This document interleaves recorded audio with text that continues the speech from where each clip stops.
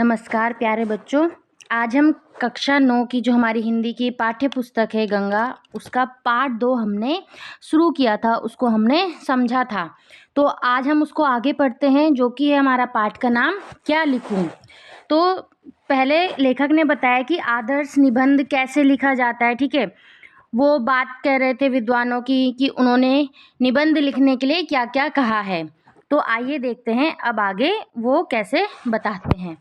अंग्रेजी के निबंधकारों ने एक दूसरी ही पद्धति को अपनाया है, ठीक है। तो जो अंग्रेजी के निबंधकार हैं, उन्होंने निबंध लिखने का दूसरा ही पद्धति यानी तरीका को अपनाया है।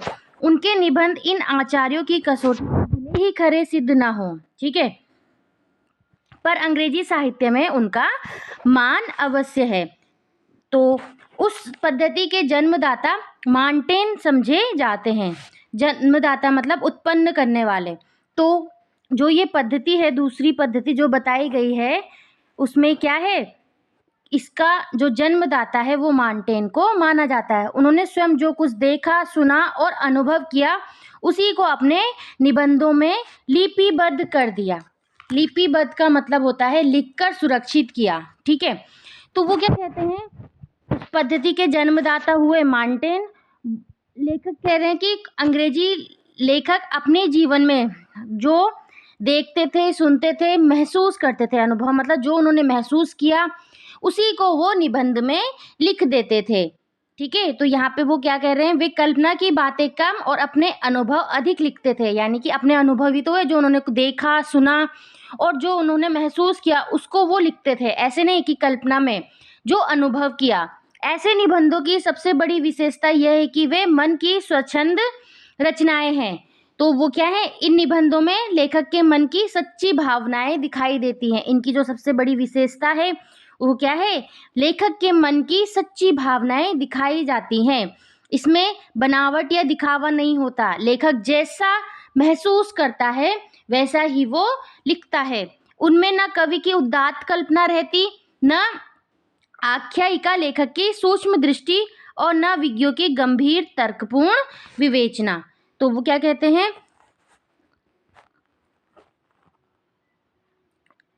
मन की उदात्त कल्पना रहती है। उदात्त मतलब महान कल्पना, ठीक है। उनमें ना कवि की उदात्त कल्पना रहती है, उसमें कोई कल्पना नहीं रहती, ठीक है। जो उन्होंने महसूस किया वो उसमें लिखते हैं। उनमें लेखक की सच्ची अनुभूति रहती है। लेखक की क्या रहती है, सच्ची अनुभूति रहती है। उनके सच्चे भाव की सच्ची अभिव्यक्ति होती है। उनमें उनका उल्लास रहता है।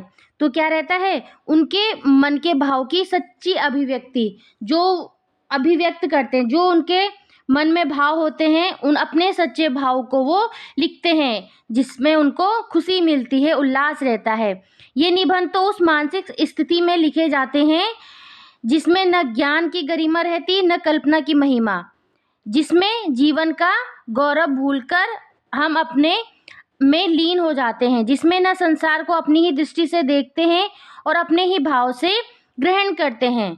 तो ये कहते हैं, लेखक अपने विचारों में जब पूरी तरह डूब जाता है और दुनिया को अपनी नज़र से देखता है, तब इस तरीके के क्या होते हैं, निबंध लिखे जाते हैं, ठीक है। तब इस तरीके के निबंध लिखे जाते हैं।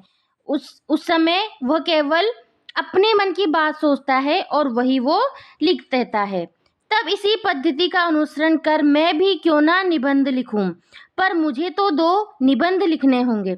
लेखक सोचता है कि क्यों ना मैं भी इसी तरीके को अपनाऊं और उस पर निबंध लिखूं, ठीक है। क्या, अपने सच्चे भाव को लिखना, जो उन्होंने महसूस किया वो सब लिखना है निबंध में। तो वो अपने भावनाओं को, वो कहते हैं कि वो अपने भावनाओं को दिखाएंगे, जैसे कि उसमें कहा गया है। उसके बाद है, मुझे अमीर खुसरो की एक कहानी याद आई। अब उन्हें अमीर खुसरो की एक कहानी याद आई। एक बार प्यास लगने पर वे एक कुएं के पास पहुंचे। उनको प्यास लगी तो वो एक कुएं के पास गए। वहां 4 औरतें पानी भर रही थी। तो जब वो कुएं के पास गए पानी पीने के लिए, तो वहां पे 4 औरतें थी जो पानी भर रही थी। पानी मांगने पर पहले उनमें से एक ने खीर पर कविता सुनने की इच्छा प्रकट की, दूसरी ने चरखे पर, तीसरे ने कुत्ते पर और चौथी ने ढोल पर।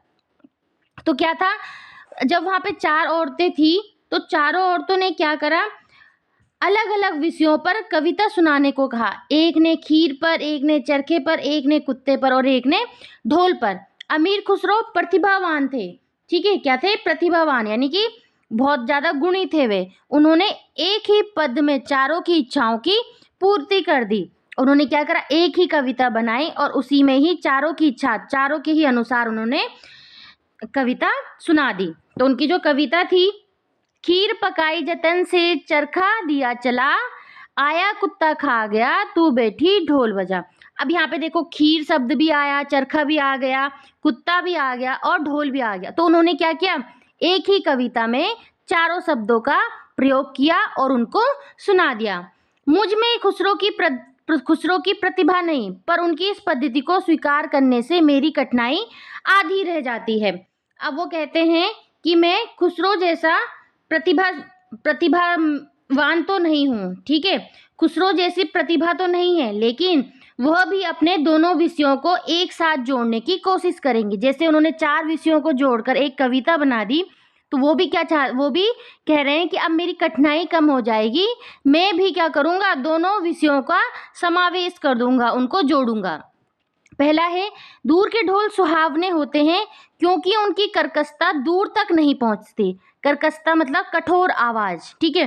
तो जो दूर के ढोल होते हैं वो कैसे होते हैं? सुहावने होते हैं। जो चीजें हमसे दूर होती हैं वे हमेशा हमें अच्छी ही लगती हैं, ठीक है। पास जाकर उनकी वास्तविकता पता चलती है। जब ढोल के पास बैठे हुए लोगों के कानों के पर्दे फटते हैं, तब दूर किसी नदी के तट पर संध्या समय किसी दूसरे के कान में वही शब्द मधुरता का संचार करते हैं। इसमें क्या कहते हैं? दूर के ढोल सुहावने, मतलब अगर कोई दूर से ढोल की आवाज को सुन रहा है तो उसको वो आवाज कैसे लगती है? मधुर लगती है। कैसे लगती है? मधुर आवाज लगती है। लेकिन जब जो व्यक्ति उस ढोल के पास होता है उसको वही आवाज कैसे लगती है? कठोर लगती है, उसके कान को दर्द करते हैं। तो यहाँ पे क्या लेखक बताना चाहते हैं कि जो चीजें अगर हम दूर से देखते हैं तो वो हमें अच्छी लगती है, लेकिन पास जाकर उसकी वास्तविकता का पता चलता है, उसकी असलियत का पता चलता है। तो जैसे कि उदाहरण है कि दूसरों की नौकरी, दूसरे शहर का जीवन, दूसरे लोगों की जिंदगी हमें बहुत अच्छी लगती है।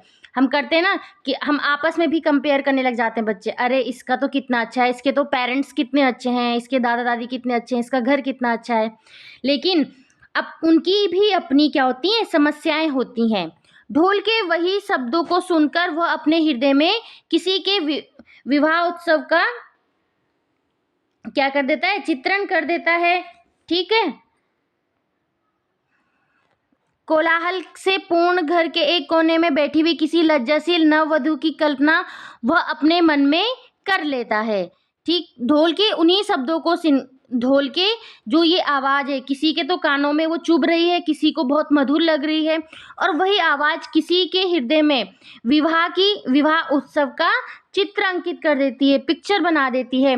कोलाहल से पूर्ण घर के कोने में बैठी हुई किसी लज्जाशील नववधु की कल्पना वो अपने मन में कर लेता है। तो कोई अगर क्या करता है? खुशियों का चित्र बना लगता है, वो उसमें खुशियों का चित्र बना लेता है। वो सोचता है कि कहीं शादी या कोई उत्सव हो रहा है। दूर बैठा व्यक्ति अपने मन में खुशियों का चित्र बना लेता है। उसे लगता है कि वह आनंद और उत्सव का माहौल है। उस नववधु के प्रेम, उल्लास, संकोच, आशंका और विषाद से युक्त हृदय के कंपन ढोल की कर्कश ध्वनि को मधुर बना देता है, ठीक है। सच यह है कि ढोल की ध्वनि के साथ आनंद का कलरव, उत्सव का प्रमोद और प्रेम का संगीत, ये तीनों मिले होते हैं। कलरव मतलब खुशी भरी आवाजें, कलरव मतलब खुशी भरी आवाजें, ठीक है। प्रमोद, आनंद, खुशी, ठीक। तो यहाँ पे कवि जो लेखक हैं वो कहते हैं ढोल की आवाज हमें इसलिए अच्छी लगती है क्योंकि हम उसके साथ खुशी, प्रेम और उत्सव की कल्पना को जोड़ देते हैं, ठीक है। खुशी, प्रेम और उत्सव की कल्पना को जोड़ देते हैं। असल में ढोल की आवाज अपने आप में मधुर नहीं होती है, ठीक है। उसकी आवाज़ इतनी मधुर नहीं होती है, लेकिन हम क्या करते हैं, उससे जुड़ी खुशियों के कारण वह हमें अच्छी लगने लगती है। जो ढोल की आवाज़ है वो इतनी भी मधुर नहीं होती, लेकिन उसके साथ हम अपनी खुशियों को जोड़ देते हैं, इस कारण से उसकी जो आवाज़ है हमें मधुर लगने लगती है। तभी उसकी कर्कशता समीपस्थ लोगों को भी कटु नहीं प्रतीत होती, और दूरस्थ लोगों के लिए तो वह अत्यंत मधुर बन जाती है। वो कहते हैं कि इसीलिए जो समीपस्थ मतलब जो पास के लोग हैं, जो पास हैं उस ढोल के, उनको उस ढोल की आवाज़ कटु मतलब कड़वी नहीं लगती है, ठीक है। इसीलिए उनको अच्छी लगती है, क्योंकि उससे वो अपना खुशी जोड़ते हैं। और दूर के लोगों के लिए तो वो और भी ज़्यादा क्या हो जाती है, अत्यंत मधुर, और भी ज़्यादा मीठी हो जाती है, अच्छी हो जाती है। यह बात सच है कि दूर रहने से हमें यथार्थता की कठोरता का अनुभव नहीं होता। यथार्थता मतलब वास्तविकता, ठीक है, कि कठोरता का अनुभव नहीं होता। कठोरता मतलब कठिन, ठीक। तो यह बात सच है कि दूर रहने से हमें यथार्थता की कठोरता का अनुभव नहीं होता। जब कोई चीज़ हमसे दूर होती है तो उसकी वास्तविक कठिनाइयाँ हमें नहीं दिखाई देती हैं, हम उसको महसूस नहीं करते हैं। इसीलिए जो दूर की चीज़ें हैं वो हमें ज़्यादा सुंदर और आकर्षक लगती हैं। जैसे कि दूसरे की नौकरी, दूसरे की ज़िंदगी। कोई अगर विदेश में रहता है तो हम सोचते हैं अरे उनकी तो कितनी अच्छी ज़िंदगी है, लेकिन उनकी भी अपनी अपनी समस्याएं हैं, लेकिन हम उन दूर हैं उनसे, हम उनकी समस्याओं को नहीं देखते हैं। यही कारण है कि जो तरुण संसार के जीवन संग्राम से दूर है, ठीक है, तरुण मतलब युवा, युवा संसार के जीवन संग्राम से दूर है, उन्हें संसार का चित्र बड़ा ही मनमोहक प्रतीत होता है। जो वृद्ध हो गए हैं, जो अपनी बाल्यावस्था और तरुणावस्था से दूर हट आए हैं, उन्हें अपने अतीत काल की स्मृति बड़ी सुखद लगती है। वे अतीत का ही स्वप्न देखते हैं। वो कहते हैं जो बूढ़े लोग अपने बीते हुए समय को याद करके खुश होते हैं। अतीत मतलब अपने बीते हुए समय को याद करके खुश होते हैं। वहीं जो आपके युवा हैं, युवा लोग भविष्य के सुंदर सपने देखते हैं। तो यहाँ पे लेखक कहते हैं कि युवाओं को तो अपना भविष्य अच्छा लग रहा है, यानी कि जो युवा हैं, ठीक है, उनको तो अपना आने वाला समय अच्छा लगता है, ठीक है। और जो वृद्ध हैं, जो बूढ़े हैं, उनको अपना पुराना समय अच्छा लगता है। इसलिए वर्तमान समय दोनों को कम अच्छा लगता है, इसलिए दोनों को ही वर्तमान समय से दोनों को असंतोष होता है। यहाँ पे कहते हैं ना, तरुणों के लिए जैसे भविष्य उज्जवल होता है, वैसे वृद्धों के लिए अतीत, वर्तमान से दोनों को असंतोष होता है। असंतोष मतलब जिनको कोई संतोष नहीं है, ठीक है, उनको क्या है, असंतोष मिलता है, ठीक। तरुण भविष्य को वर्तमान में लाना चाहते हैं और वृद्ध अतीत को खींचकर वर्तमान में देखना चाहते हैं। जो युवा हैं वो क्या करते हैं, वर्तमान को नहीं जी रहे हैं, वो क्या कर रहे हैं, वर्तमान में भविष्य को लाना चाहते हैं। वैसे ही जो बूढ़े लोग हैं वो अपने अतीत को, अपने पास्ट को भविष्य वर्तमान में देखना चाहते हैं। तरुण क्रांति के समर्थक होते हैं और वृद्ध अतीत गौरव के संरक्षक। इन्हीं दोनों के कारण वर्तमान सदैव क्षुब्ध रहता है, वर्तमान सदैव क्षुब्ध रहता है। इसी से वर्तमान काल सदैव सुधारों का काल बना रहता है। तो तरुण क्रांति के समर्थक होते हैं और जो वृद्ध होते हैं वो अपने अतीत को, अपने गौरव के संरक्षक होते हैं। लोग हमेशा वर्तमान समय को सुधारने की कोशिश करते रहते हैं, वो वर्तमान में नहीं जीते हैं, उसको सुधारने की कोशिश करते रहते हैं, क्योंकि हर व्यक्ति को लगता है कि या तो पहले का समय बेहतर था, ठीक है, जो वृद्ध है वो कह रहे हैं कि पहले का समय बेहतर है, और जो युवा है वो कहते हैं आने वाला समय बेहतर होगा। इसीलिए समाज में हमेशा सुधार करने की आवश्यकता महसूस होती रही है। मनुष्य जाति के इतिहास में कोई ऐसा काल नहीं हुआ जब सुधारों की आवश्यकता ना हुई हो। तभी तो आज तक कितने ही सुधारक हो गए हैं, पर सुधारों का अंत कब हुआ है।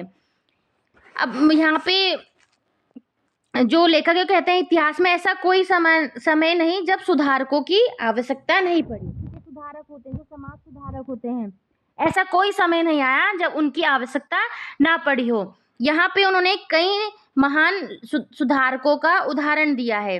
महान भारत के इतिहास में बुद्धदेव, महावीर स्वामी, नागार्जुन, शंकराचार्य, कबीर, नानक, राजा राम मोहन राय, स्वामी दयानंद, महात्मा गांधी में ही सुधारकों की गणना समाप्त नहीं होती। उन्होंने ये जिन भी समाज सुधारकों के नाम लिए हैं, वो कहते हैं सिर्फ यहीं पर ही हमारी गिनती समाप्त नहीं होती, खत्म नहीं होती, और भी कहीं समाज सुधारक हैं। सुधारकों का दल नगर और गांव-गांव में होता है। यह सच है कि जीवन में नए नए दोष उत्पन्न हो जाते हैं और नए नए सुधार हो जाते हैं। ठीक है, वो कहते हैं ये सच है कि जीवन में नए नए दोष, नए नए गलतियां उत्पन्न होती रहती हैं, पैदा होती रहती हैं, और नए नए सुधार भी हो जाते हैं। न दोषों का अंत है और न सुधारों का। न हम अपने दोषों का अंत कर सकते हैं और न ही सुधारों का। जो कभी सुधार थे वही आज दोष हो गए हैं, और उन सुधारों का फिर नव सुधार किया जाता है। तभी तो यह जीवन प्रगतिशील माना गया है। यानी कि जो पहले कभी सुधार थे, ठीक है, जो चीज हमें पहले कभी सही लगती थी वही आज हमारे लिए क्या हो गए हैं, दोष हो गए हैं। अब उन सुधारों का फिर से नया सुधार किया जाता है। यही तभी तो जीवन हमारी क्या है, प्रगतिशील माना गया है। ठीक है, तो यहाँ पे बताते हैं लेखक, यहाँ तक लेखक बताना चाहते हैं कि दूर की वस्तुएं हमें अच्छी लगती है क्योंकि उनकी वास्तविक कठिनाइयां हमें नहीं दिखाई देती। इसी तरह क्या होती है, इसी तरह हर युग में कमियां आती रहती हैं, इसीलिए समाज सुधारकों की भी आवश्यकता पड़ती रही। इसलिए किनकी आवश्यकता पड़ती रही, समाज सुधारकों की। हिंदी में प्रगतिशील साहित्य का निर्माण हो रहा है। तो लेखक कहते हैं कि आज हिंदी में ऐसा साहित्य का निर्माण हो रहा है, ऐसा साहित्य लिखा जा रहा है जिसमें भविष्य के सुंदर समाज की कल्पना की जा सकती है। उसके निर्माता यह समझ रहे हैं कि उसके साहित्य में भविष्य का गौरव निहित है, उसके साहित्य में भविष्य का गौरव निहित है। पर कुछ ही समय के बाद उनका यह साहित्य भी अतीत का स्मारक हो जाएगा, और आज जो तरुण है वही वृद्ध होकर अतीत के गौरव का स्वप्न देखेंगे। लेखक कहते हैं कि समय क्या रहता है, बदलता रहता है। ठीक है, जो साहित्य आज नया और आधुनिक लग रहा है वह भी एक दिन पुराना बन जाएगा। वो समझाते हैं कि आज के युवा जब बूढ़े हो जाएंगे तब वे भी अपने समय को याद करके कहेंगे कि हमारी समय की बातें कितनी अच्छी थी। तो वो कह रहे हैं हम भले ही आज कुछ नया बना ले, लेकिन कल के दिन उसने भी पुराना ही होना है। जैसे कि जो युवा हैं, ठीक है, वो भी कल के दिन बूढ़े होंगे तो वो भी अपने अतीत को याद करेंगे, अपने पुराने दिनों को याद करेंगे। उनके स्थान में तरुणों का फिर दूसरा दल आ जाएगा जो भविष्य का स्वप्न देखेगा। दोनों के ही स्वप्न सुखद होंगे क्योंकि दूर के ढोल सुहावने होते हैं। अब क्या है, जो पहले के युवा हैं वो वृद्ध हो चुके हैं, अब उनकी जगह में युवाओं का दूसरा दल, दूसरा ग्रुप आ जाएगा, दूसरा समूह आ जाएगा उनके बदले में। ठीक है, और वे फिर भविष्य के नए सपने देखेंगे। फिर जो नया दल आएगा युवाओं का, वो भी उनकी तरह ही भविष्य का स्वप्न देखेंगे। हर पीढ़ी को लगता है कि आने वाला समय अधिक अच्छा होगा। ठीक है, तो इसीलिए क्या होता है, इसीलिए कहा गया है चाहे वृद्ध लोग अतीत के सपने देखें या युवा भविष्य के, दोनों को अपने अपने समय अच्छे लगते हैं, क्योंकि जो चीज़ हमसे दूर होती है वो हमें अधिक आकर्षक लगती है। तो लेखक का संदेश यह है कि मनुष्य हमेशा दूर की चीज़ों को अधिक सुंदर मानता है। वृद्धों को अपना अतीत अच्छा लगता है, युवाओं को अपना भविष्य अच्छा लगता है, लेकिन वास्तव में हर समय में अपनी अच्छाइयाँ और कठिनाइयाँ दोनों होती हैं। इसी विचार को लेखक ने कहा दूर के ढोल सुहावने होते हैं के माध्यम से समझाया है। इस विचार को उन्होंने इसके माध्यम से समझाया है। तो बच्चों, लेखक अंत में यही बताना चाहते हैं कि मनुष्य को दूर की चीज़ें हमेशा अच्छी लगती हैं। ठीक है, जो चीज़ उनसे दूर होती है वही उनको अच्छी लगती है। तो इस तरीके से हमने इस पार्ट को यहाँ पे कंप्लीट कर दिया है। तो बच्चों, हमने इस पूरे